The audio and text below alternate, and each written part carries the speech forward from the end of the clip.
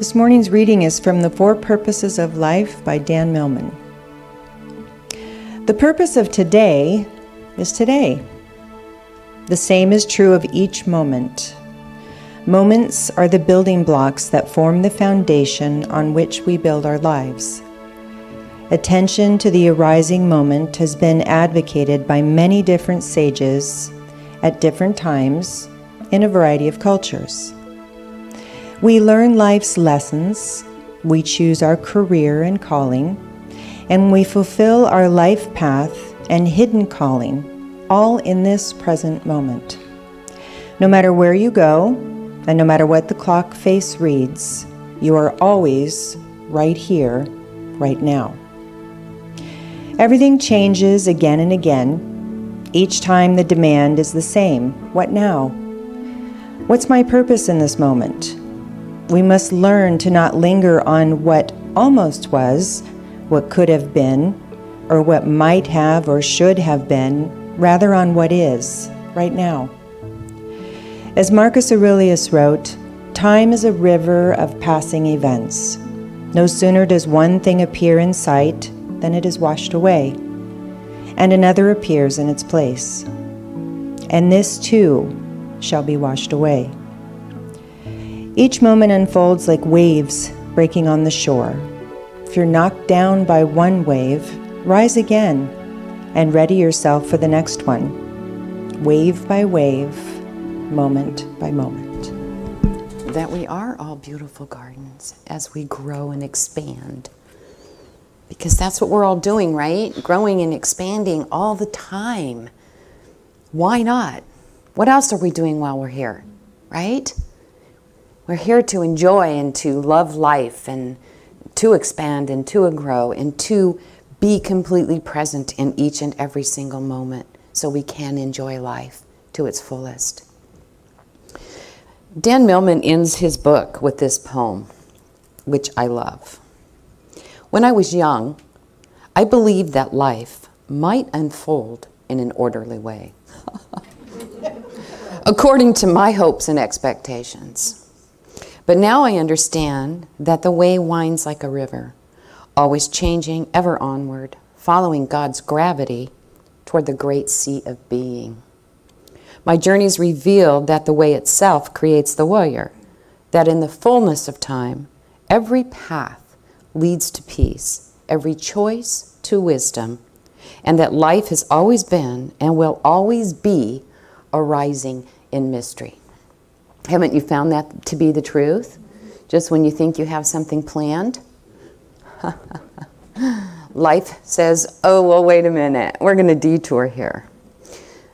However, what I really pull from that poem is the idea that we can't do anything wrong. We can't make a wrong choice, a bad decision, as long as we're learning and growing from that, because every single moment is perfect at that particular moment. And life is truly, when you think about it, a series of moments, one after another. He also said, no one is intelligent or kind or cruel or neurotic or saintly or enlightened or funny or sad all the time. But some of us have more intelligent, kind, cruel, neurotic, saintly, enlightened, funny or sad moments. Isn't that the truth? We aren't the same each and every moment of our life. Nobody is. Our work, though, is to cultivate those moments so we can experience the ones that we do want more often.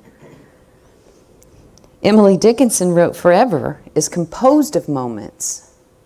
So, and I think Sue alluded to there, read that in the opening reading too, is all of the sages across time are always saying, be present, be here, be in the moment. That's what matters. That's what really counts. While we are alive and awake on this beautiful planet, we're here doing something. We have a purpose in every moment. What does that purpose look like? Who knows? Maybe it's just being completely present in the moment. Maybe it's sleeping. Maybe it's laughing. Maybe it's being silly or being still, running a marathon. Our purpose of each and every moment is exactly what it is that we're doing. It really truly is that simple. Showing up here this morning, that's our purpose of now. And hopefully, we're all staying very present. We're being with people that we really connect with, that we love being around. So the most important thing that you can possibly do in your life is whatever it is you're doing right now. As Millman said, and I mentioned last week, the path, if you want to know what your path is, look beneath your feet. Right? Today and every moment is a gift. That's why they call it the present. We've all heard that. So we are called to enjoy and make the most of it. Make the most of that gift that we have been blessed with. And every moment, every day is a fresh new start with options waiting to be explored. We don't just have one thing or another that we can do or think about or be or do or have. We always have options. We always have choices. So the purpose of today is today. Nothing else. Nothing in the future, nothing in the past, but here and now. The very same thing is true every moment of your life. You don't have to change who you are to be present moment aware. You just need to shift the way you're looking at the world. We want to give this moment our full attention because they truly are the building blocks that form the foundation of our entire lives. And think about your story, your life story, and it's made up of those moments, right? You talk about, well, when I was 5, this happened. When I was 10, this happened, right? All the way up through now. We put those moments together and create our entire life. And the meaning of your life is something that you do create day to day after day after day with your own actions, with your own thoughts. And here's the truth that I have found very profound. If we are not happy in this moment, we may never be. Happiness has nothing to do with what's going on outside of us. Has nothing to do with anybody else, what they've done to us, or how they've treated us. It's all up to us. How we see things, how we respond or react to things. A writer by the name of Barbara Rasp points out it's only possible to live happily ever after on a moment-to-moment basis. I can relate to that. Anybody else? We are always choosing how we see the world, how we see our life experience. Our entire life, every single day is filled with those building block moments. Now, I know that sounds really simple. Think about it, though. Everything we do helps us create our story. Think about the last time a moment made you happy. Maybe you received some really good news. Maybe you received a gift, or someone complimented you, or unexpected money came. And the fact is, you chose to be happy about that. Well, those very same events could also make you unhappy. You could have expected better news, a nicer gift, more money. And when we choose to see it that way, then we're choosing that path of disappointment. So you see, we're always a choice. We're always deciding how we're seeing the world. The moments are the very same. We create different feelings, though, based on our expectations. We have control over our emotions and our responses. And we choose the path that we're going to take, moment by moment. There's no way we get to blame anything outside of ourselves, not with any legitimacy. Many people spend an inordinate amount of time in the future, in the next 5 minutes, or the next 5 years, entirely forgetting that the only moment we really have is now. None of us are guaranteed anything past that. We like to jump ahead, though, to the next activity and the next activity. And I think it's because our culture has just become so, do as much as you can, as often as you can. Hurry, finish, go. When we do that, though, those next several activities become completed in our head before we even realize it, and we find ourselves running on autopilot. And then what happens? We've missed this moment. All of a sudden, we've bypassed something really exciting, right, that we could have made part of our life, that we could have been completely present with. And that is exactly how we get trapped in that endless cycle of achieving the next thing and the next thing and the next thing. As we do that kind of thing, as we get caught up in that, we begin to feel a loss of connection to our higher self, to our source. And we end up losing that balance and that harmony that we so desperately want all the time, right? Stay centered. We gain the sense that we need to constantly be, do, and have more and more and more than the moment allows. That's so exhausting. I know that from personal experience. Instead, why don't we learn to take that path of non-resistance, or, as Millman puts it, attending to the present moment. Just being here and now. Allowing the moment to be what it is. Enjoying it. Open up to it. Let it flow. And be in deep gratitude for whatever is showing up at that particular moment. Abraham Maslow said, the ability to be in the present moment is a major component of mental wellness. Here's the thing, if we find something that isn't the way we like it, we can change it. We can change it in the next moment. We can have a do-over. You're free to do that at any time. Be gentle and flexible with yourself. You can't, the rule is you can't get mad at yourself. You just have to do it over.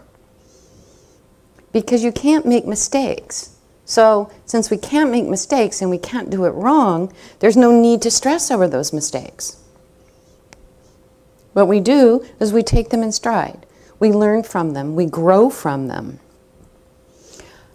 My favorite line in this book is, Millman says, trying to make a permanent decision is like trying to eat once and for all.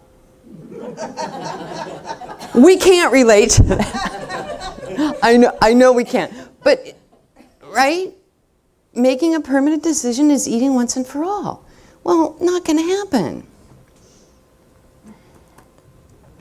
Getting caught up in our day-to-day life is very, very easy to do because we get on autopilot. We get in that habit. We get in the mindset of accumulating things, judging ourselves based on who others are or what others think or what we're supposed to be. And the truth is, life isn't about that. It isn't about things. It isn't about them. Life is not a competition. We're not trying to win something. We're all going out the same way that we came in, right? Nobody is any different. Life is about experiences. It's about enjoying a journey. And enjoying a journey that can end before we're ready. Unfortunately, we've probably all known someone that has left this beautiful planet before we wanted them to, or before they thought they were going to. We want to enjoy each moment. We don't want to put off living and enjoying our moments. We want to consciously begin assembling those building blocks. And there's no better time than today, right now, to start doing that. To create those amazing moments, to experience those amazing moments, to find opportunities to live out loud.